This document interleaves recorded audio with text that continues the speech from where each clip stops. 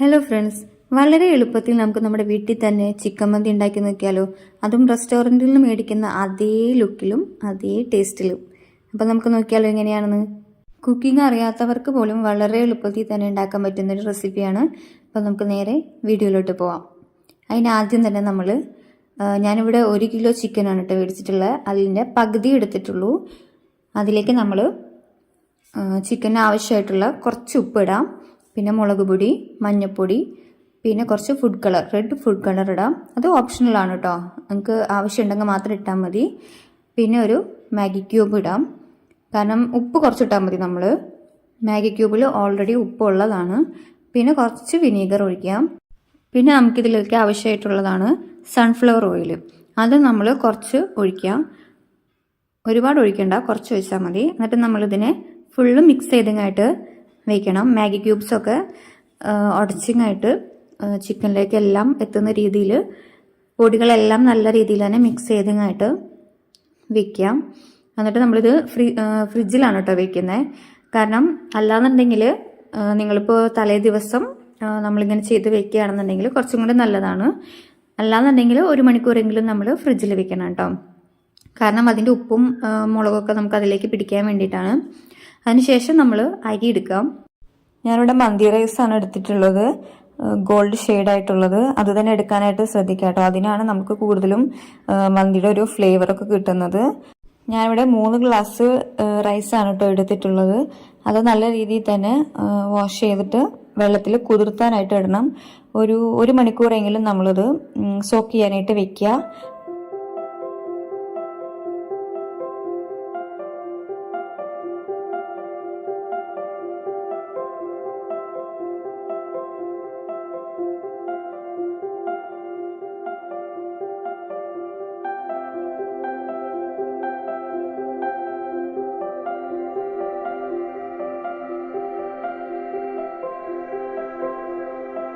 ഇനി നമുക്ക് ചിക്കൻ വേവിക്കാനായിട്ട് വെക്കാം. അതിനായി ഗ്യാസ് അടുപ്പ് കത്തിച്ചിട്ട് ഒരു നോൺ സ്റ്റിക്കിൻ്റെ പാൻ വെക്കാം. അതിലേക്ക് നമ്മൾ നേരത്തെ ഫ്രിഡ്ജിൽ വെച്ചിട്ടുണ്ടായിരുന്ന ചിക്കൻ പാനിൻ്റെ അടിയിൽ ഓരോന്നായിട്ട് നിരത്തി വെക്കാം. മേലേക്ക് ഇടാതിരിക്കാൻ ശ്രദ്ധിക്കുക. മേലേക്ക് ഇട്ടതിന് നമ്മുടെ ചിക്കൻ പെട്ടെന്ന് കുക്കായി കിട്ടാനായിട്ട് ഇത്തിരി ബുദ്ധിമുട്ടായിരിക്കും. ഇനി നമ്മൾ ഇതിലേക്ക് ഒരു വലിയൊരു സവാള ചോപ്പ് ചെയ്തങ്ങായിട്ട് എടുക്കുക, ഒരു വലിയൊരു തക്കാളി, പിന്നെ 2 പച്ചമുളക്, ഇതെല്ലാം ഇതിലേക്ക് ആഡാക്കി കൊടുക്കുക. നമ്മൾ ഇതിൽ തന്നെയാണ് വേവിക്കുന്നത്. തക്കാളിയും സവാളയൊന്നും നമ്മൾ സെപ്പറേറ്റ് വാട്ടിയൊന്നുമില്ല, നമ്മൾ ഇതിൽ തന്നെ ഇട്ടായിട്ട് തന്നെയാണ് വേവിക്കുന്നത്. എന്നിട്ട് ഇതിലേക്ക് നമ്മൾ ഇനി കുറച്ചും കൂടി സൺഫ്ലവർ ഓയിൽ ഒഴിച്ചു കൊടുക്കുക. നമുക്കിതൊന്ന് വേവിച്ചെടുക്കാൻ വേണ്ടിയിട്ടാണ്. നമ്മൾ എക്സ്ട്രാ വെള്ളമൊന്നും നമ്മളിതിൽ ഒഴിക്കുന്നില്ല.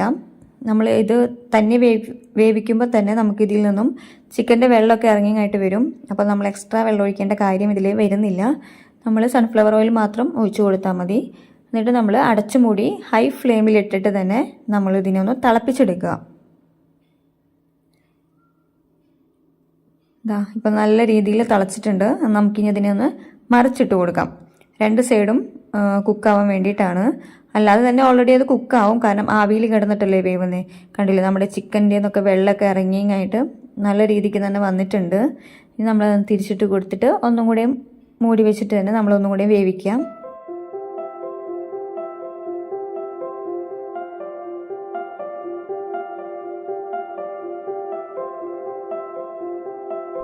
ഇപ്പോൾ നമ്മുടെ ചിക്കനൊക്കെ നല്ല രീതിയിൽ വെന്തൊക്കെ കിട്ടിയിട്ടുണ്ട്.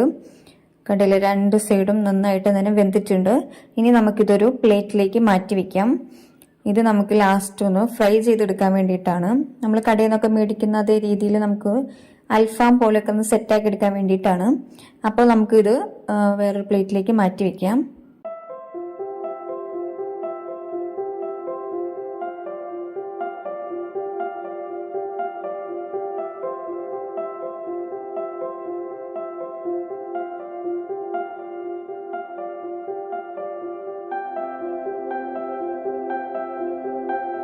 നമ്മൾ ഈ പാത്രത്തിൽ തന്നെയാണ് ഇനി റൈസ് വേവിക്കാനായിട്ട് പോകുന്നത്.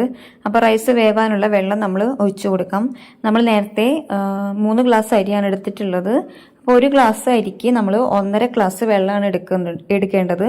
അതിപ്പോൾ ഏത് ഗ്ലാസ്സിലാണോ എടുക്കുന്നത് ആ ഒരു ഗ്ലാസ്സിൽ തന്നെ നമ്മൾ വെള്ളവും എടുക്കണം കേട്ടോ. ഞാൻ 3 ഗ്ലാസ് അരിയാണ് എടുത്തിട്ടുള്ളത്. അപ്പോൾ 3 പ്രാവശ്യം 1.5 വെച്ചിട്ടാണ് ഞാൻ വെള്ളം എടുത്തിട്ടുള്ളത്. ഇനി നമുക്ക് ഈ വെള്ളത്തിലേക്ക് അതായത് ചോറിന് ആവശ്യമായിട്ടുള്ള ഉപ്പ് നമ്മൾ ഇതിലേക്ക് ഇട്ട് കൊടുക്കാം. കുറച്ച് കൂടുതലായിട്ട് നമ്മൾ ഇട്ട് കൊടുക്കണം കേട്ടോ. വെള്ളത്തിനെക്കാട്ടിലും ജസ്റ്റ് ഒന്ന് മുന്തി നിൽക്കണം ഉപ്പിൻ്റെ ഒരു ടേസ്റ്റ്. എന്നാലേ ചോറിനൊക്കെ നല്ല ഒരു ഉപ്പൊക്കെ കിട്ടത്തുള്ളൂ. എന്നിട്ട് നമ്മൾ നന്നായിട്ട് അതൊന്ന് ഇളക്കി കൊടുക്കുക. ആ ഉപ്പ് എല്ലാവരത്തേക്കും ഒന്ന് മിക്സ് ആവാൻ വേണ്ടിയിട്ടാണ്. ഇനി നമുക്കിതിലേക്ക് കറുകപ്പട്ട, ഏലക്ക, കുരുമുളക്, പച്ചമല്ലി, ഉണക്ക നാരങ്ങ ഇതെല്ലാം ഇടാം. ഇതിലേക്ക് നമ്മൾ മന്തി മസാലയാണ് ഇടാൻ പോകുന്നത്. ഇത് ഞാൻ വീട്ടിൽ തന്നെ ഉണ്ടാക്കിയ മസാലയാണ് കേട്ടോ. ഇതിലെങ്ങനെയാണ് ഉണ്ടാക്കുന്നതെന്ന് വെച്ച് കഴിഞ്ഞാൽ കുരുമുളക്, പച്ചമല്ലി, കറുകപ്പട്ട, കരയാമ്പൂ, ഏലക്ക, ജീരകം, ഉണക്ക നാരങ്ങ ഇവയെല്ലാം ജസ്റ്റ് ഒന്ന് ചൂടാക്കി പൊടിച്ചെടുത്ത് കഴിഞ്ഞാൽ നമ്മളുടെ മന്തി മസാല റെഡിയാണ് കേട്ടോ. ആ ഒരു ഇതിലാണ് ഞാൻ എടുത്തിട്ടുള്ളത്. എന്നിട്ട് നന്നായിട്ട് തിളയ്ക്കുന്നവരെയും വെയിറ്റ് ചെയ്യാം.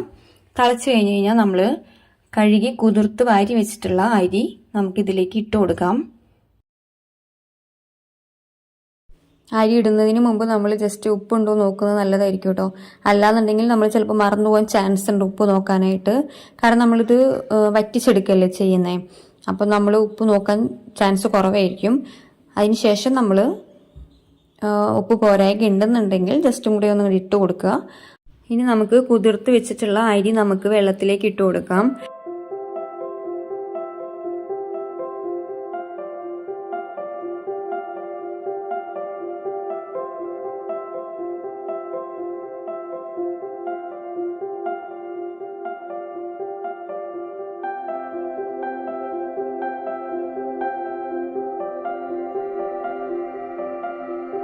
ഇനി നമുക്ക് അടച്ചു മൂടി വെച്ചിട്ട് ഹൈ ഫ്ലെയിമിൽ ഇട്ടിട്ട് നല്ല രീതിയിൽ തിളയ്ക്കുന്നവരെയും വെയിറ്റ് ചെയ്യാം.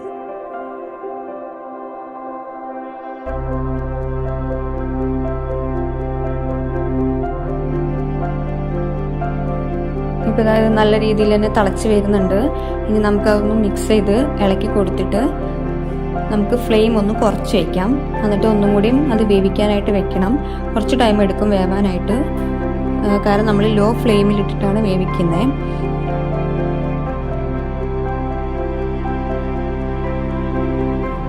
നമ്മുടെ റൈസ് ഇപ്പോൾ പകുതി വേവായിട്ടുണ്ട്. വെള്ളമൊക്കെ വറ്റി തുടങ്ങിയിട്ടുണ്ട്. ഇനി നമുക്കിത് നന്നായിട്ടൊന്ന് ഇളക്കി കൊടുത്തിട്ട് ഒന്നുകൂടെയും അടച്ചു മൂടിയിട്ടിട്ട് ഒന്നുകൂടെയും ലോ ഫ്ലെയിമിൽ തന്നെ ഇട്ട് വേവിച്ചെടുക്കണം.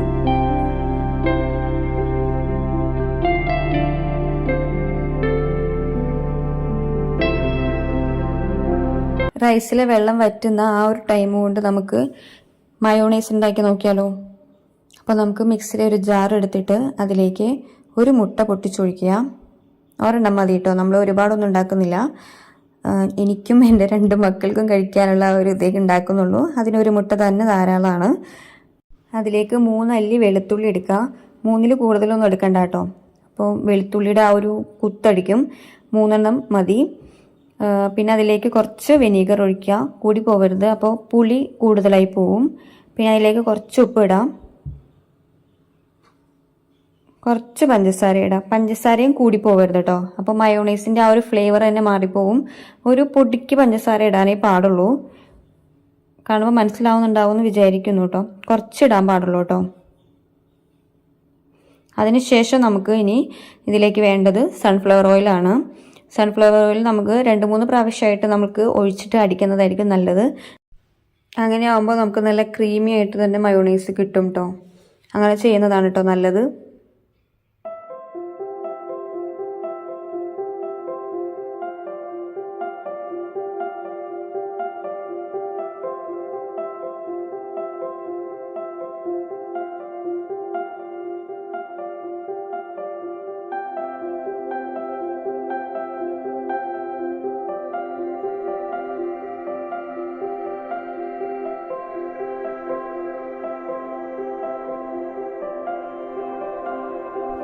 ഫൈനലി നമ്മളുടെ മയോണൈസ് ഇവിടെ റെഡി ആയിട്ടുണ്ട്.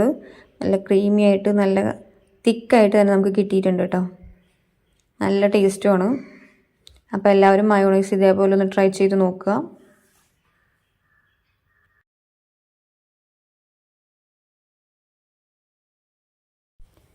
ഓക്കെ, നമ്മുടെ മന്തി ഇവിടെ റെഡി ആയിട്ടുണ്ട്. വെള്ളമൊക്കെ വലിഞ്ഞ് സെറ്റായി വന്നിട്ടുണ്ട്. കണ്ടില്ലേ, ഒട്ടും വെള്ളമില്ല. നല്ല രീതിക്ക് തന്നെ കിട്ടിയിട്ടുണ്ട്. റൈസ് ഒന്നും ഒന്നും ചെയ്തിട്ടില്ല. നമ്മൾ റെസ്റ്റോറൻറ്റിൽ നിന്നൊക്കെ എങ്ങനെയാണോ മേടിക്കുന്നത് ആ ഒരു ടെക്സ്ചറിൽ തന്നെ നമുക്ക് കിട്ടിയിട്ടുണ്ട് കേട്ടോ.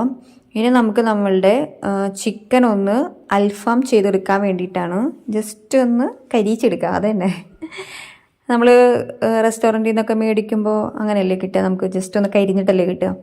അപ്പോൾ അങ്ങനെ ആക്കിയെടുക്കാൻ വേണ്ടിയിട്ട് നമ്മൾ ഒരു പാനിൽ സൺഫ്ലവർ ഓയിൽ ഒഴിച്ചിട്ട് ഹൈ ഫ്ലെയിമിൽ തന്നെ വെച്ചിട്ട് നമ്മളിതൊന്ന് കുക്ക് ചെയ്തെടുക്കുക.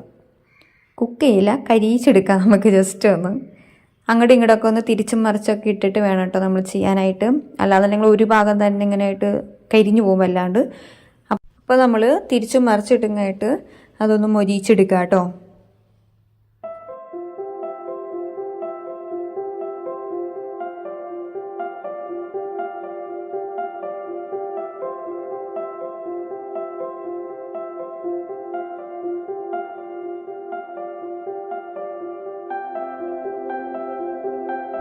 നമ്മുടെ ചിക്കൻ ഇവിടെ സെറ്റായി മൊരിഞ്ഞ് നമ്മുടെ കടയിൽ നിന്നൊക്കെ മേടിക്കുന്ന പോലെ തന്നെ ആയിട്ടുണ്ട്. ഇനി നമുക്ക് ഫ്ലെയിം ഓഫ് ചെയ്തിട്ട് നമ്മളുടെ റൈസിലോട്ട് ഈ കുക്ക് ചെയ്ത് വെച്ചിട്ടുള്ള ഈ ചിക്കൻ മേലയിലേക്ക് വെച്ച് കൊടുക്കാം. ഇനി നമുക്ക് ഇതിലേക്ക് സ്മോക്കി ഫ്ലേവറൊക്കെ വേണമെന്നുണ്ടെങ്കിൽ നിങ്ങൾക്കൊരു ചാർക്കോളൊക്കെ കത്തിച്ചിട്ട് അങ്ങനെ വെക്കാം കേട്ടോ. ഞാൻ അങ്ങനെയൊന്നും ചെയ്തിട്ടില്ല, അല്ലാണ്ട് തന്നെ നല്ല കിഡു ടേസ്റ്റാണ്. അപ്പോൾ എല്ലാവരും ഒന്ന് ട്രൈ ചെയ്ത് നോക്കണം, അഭിപ്രായം കമൻറ്റിലൂടെ അറിയിക്കണം കേട്ടോ. എൻ്റെ ചാനൽ ആദ്യമായിട്ടാണ് കാണുന്നതെങ്കിൽ ഒന്ന് ലൈക്ക് ചെയ്യുക, സപ്പോർട്ട് ചെയ്യുക, സബ്സ്ക്രൈബ് ചെയ്യുക. Thank you. അഭിപ്രായം പറയണേ.